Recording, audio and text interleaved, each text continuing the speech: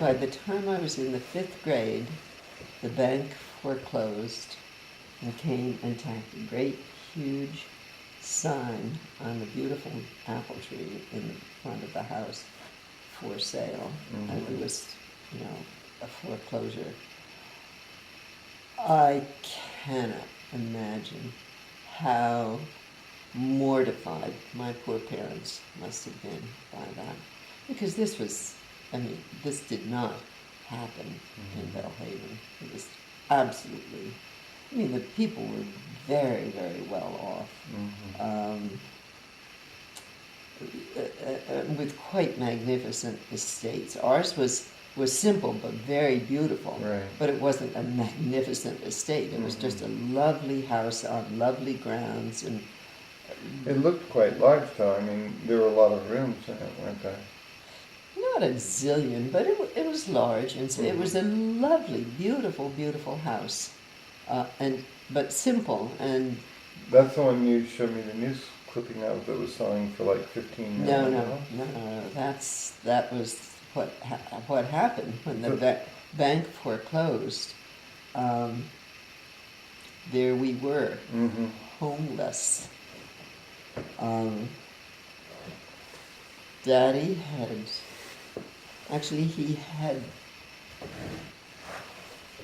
he'd tried a number of different things, and the only thing I recall, he by that time had been hooking up with, there was a Mr., do I want to say Mr. Shimatsu, a Japanese gentleman, and I don't know what else went on. Once he got so that he was no longer an invalid, he was, I think, endlessly trying to find work and so forth. But it still was in the depths of the Depression. But the first thing that I remember is this Japanese gentleman, I might be getting the Japanese names mixed up with somebody that Dad and I knew, but I think his name was Mr. Shimatsu. And actually, around the corner there is a little Shinto shrine that Mr. Shimatsu gave to Daddy. It was like a little traveling shrine that he had. And as I recall, the little bit I knew about it was that he was looking for scrap metal. And I think Daddy was helping him find scrap metal. Well, the upshot of all this, though, I never put 2 and 2 or 1 and 1 together, never learned 2 and 2. The upshot was that I'm sure that the scrap metal was Daddy was helping Mr. Shimatsu.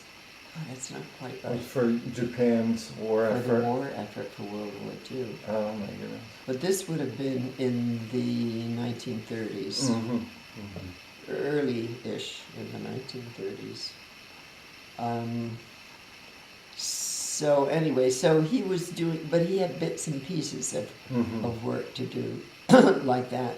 And then he eventually worked with the Trunk Line, which was the organization that ran all the railroads or regulated all the railroads in the United States. And in those days, that's how you got around. There was no interstate highway system. You certainly didn't fly around. One of the things about Daddy, I think before he met Mother, because he'd done all kinds of adventurous things, was he had flown in one of the very earliest airplanes, and I remember he's telling me the airplane he flew in had no floor, so he had his feet on levers or pedals or something, looking right down and seeing church steeples and things like that. Yeah. But he really was a very adventurous young guy.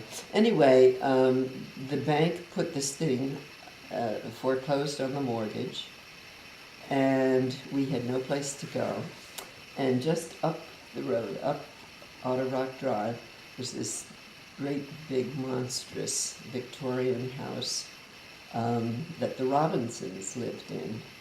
And Mr. Robinson had died, and they had a bunch of kids. There was Murray and Jim and Cecil. Do you remember Cecil? Mm-hmm. Okay.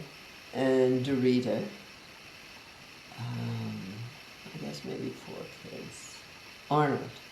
So they had about 5 kids, but they were off doing different things at boarding school or college or things like that. But still, you come across books here that were from T.A. Arnold Robinson and things like that. But they said that we could. Mr. Robinson had died, and they had a big brownstone in New York, and Mrs. Robinson didn't want to keep this great, huge monstrosity going, and wanted to live in New York. And she told Mother and Daddy that we could stay there until we found a place to live. And theoretically, we were just going to be there for 6 months. And eventually, 6 months stretched on and on. Cecil Robinson was my brother's closest friend. So it was very close, and the families were close. They were also very good Catholics, you know, so, which was unusual in Greenwich, you know. The Robinsons, the Laidlaws, the Teals, there were a bunch of us who always sat in the front rows, front pews of the church, and all the rest of the huge church was filled with everybody's servants. You know, I mean, it was a distinctly class thing. Segregated, yeah. And so there were very few. I mean, all the Catholics were the servant class, except for maybe about a half a dozen families, and we all marched down to the front and sat in the very front pews of the church. Anyway, we moved to the Robinsons' house, and it was just going to be for 6 months, and a lot of the furniture was left there, a lot of the books and things like that. And then eventually, I think Mother and Daddy bought it, but I don't know how many years went by.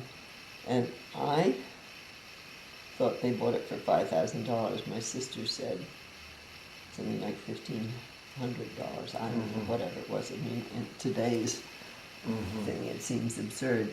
But the school moved up there, and Mother had it in the dining room up there. And there was a big stained glass window at one side, and there were it was a huge, huge, huge house, 5 stories. The whole basement was above ground, so there was a kitchen that was almost as big as the floor space of this house, with a pot closet that was bigger than my kitchen, a whole kitchen, you know, everything included. It's bigger than most people's kitchens. Right. Was just the pot closet, and I remember a mammoth iron stove and, you know, all this kind of stuff, all down, but essentially in the basement, though it was all above ground. And then a huge laundry room and a huge cellar with a coal furnace, just vast coal furnace. I mean, you could practically run a steamship. It was so enormous.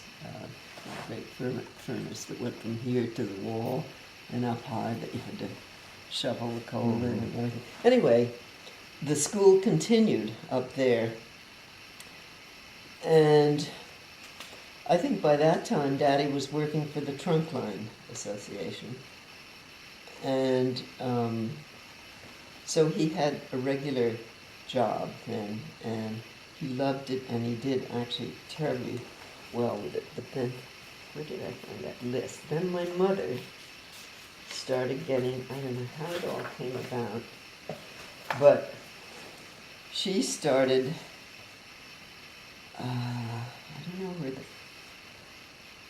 first place was. Oh no, that's not it. Oh yeah, here we go. I don't know where the first place was, but somehow or other, I mean, we, of course, were very good Catholics, and they were really enlightened Catholics.